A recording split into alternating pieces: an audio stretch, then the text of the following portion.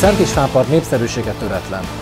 Sőt, egyre drágábbak itt a lakások, hiszen rendkívül kevés elérhető ingatlan van a környéken. Olyan szerencsés helyzetben vagyok, hogy most egy ilyen lakásba vezethetlek körbe titeket. Tartsatok velem!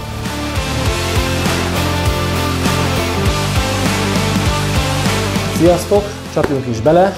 Itt vagyunk az előszobába. Látjátok, hatalmas szekrények vannak, rengeteg tárolási lehetőséggel. Sokak számára ez evidencia, hogy így kéne csinálni egy előszobát, de higgyétek el, rengeteg lakásban jártam, ahol erre nem gondoltak a tulajdonosok, csak az esztétika volt fontos, és hát igen, elég kevés tárolási lehetőség maradt az előszobába. Ha tovább megyünk, akkor pedig ide jutunk a konyhába. Látjátok, az egész lakásra jellemző a világos, illetve fehér színek használata. Ezt köszön vissza itt ebben a márványpultban is, illetve a konyhabútornak a színválasztásában.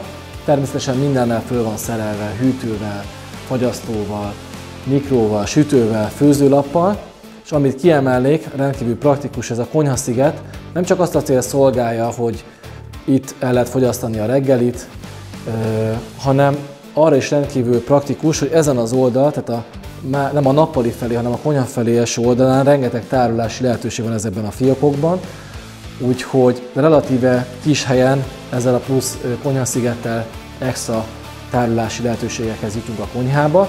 Illetve ami fontos, hogy talán ez a része a lakásnak, amit legkevésbé ér a nap, úgyhogy ezért volt fontos a világos színeknek a használata, illetve az okos világításnak a kitalálása, hogy mindenhol kellően megfelelő fény jusson.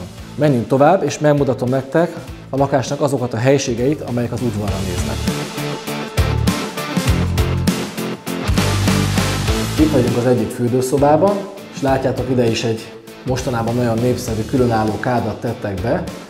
Amit viszont szintén végig gondoltak, ez a praktikus üvegfal itt, ami segít abban, hogy a víz ne locsanjon szanaszét a fürdőbe.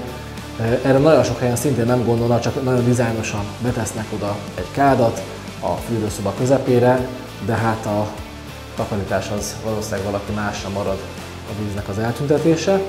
Illetve ebben a helyiségben köszön vissza legjobban számomra az Art Deco utóérzés. Láthatjátok ezeket a lámpákat, illetve olyan apró elemek, amik igazából ezt a 20-as, 30-as évekre emlékeztetik az embert, ami, hát mivel az egész Szent István Park a 20-as, 30-as években épült ki, szerintem nagyon ötletes, hogy nem egy teljesen más, modern dizájnt akartak ide visszahozni.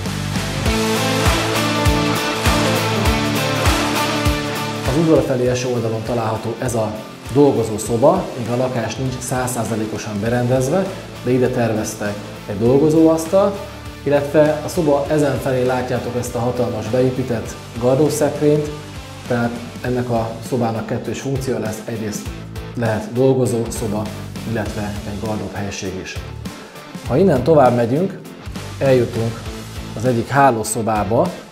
Sokszor nehéz kérdés, valaki szereti a sötétebb és csöndesebb hálószobákat, valaki pedig inkább azt preferálja, ami utcára, akár parkra néz és világosabb. Ez most az udvari, de azt gondolom, hogy itt is rendkívül elegáns és egyszerűen szép ez a színválaszték, illetve a tapéta. Ez pedig itt a nappali. Én nagyon-nagyon szeretem, mikor igazi tölgyfát tesznek le a padlóra.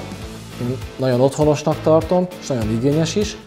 Ezen a részen látjátok, hogy a nappali sarkába ezzel a beépített könyvespolccal szintén tudták világosítani ezt a sarkot, hiszen beépített LED-fények vannak itt is a polcoknál, és az is világosan látszik, hogy a nappali, illetve az étkező egy légtérben van, viszont a konyha félig meddig el van választva.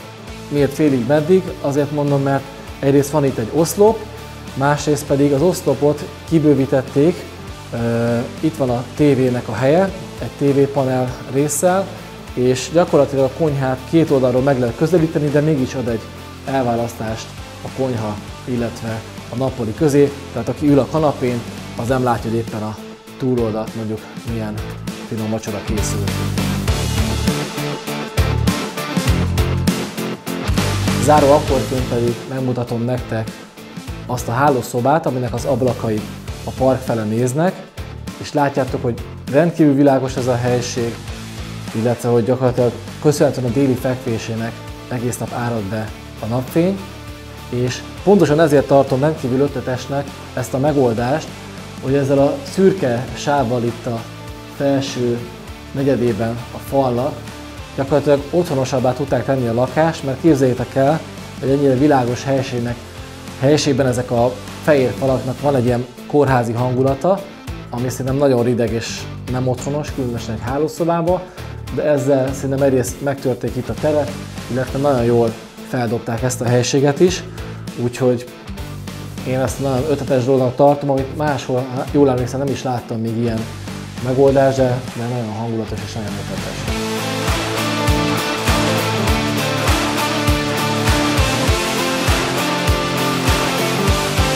És a végére hagytam a slusszpoént, hiszen egy ilyen környéken egy 10 négyzetméteres fedett terasz már önmagában is kincs.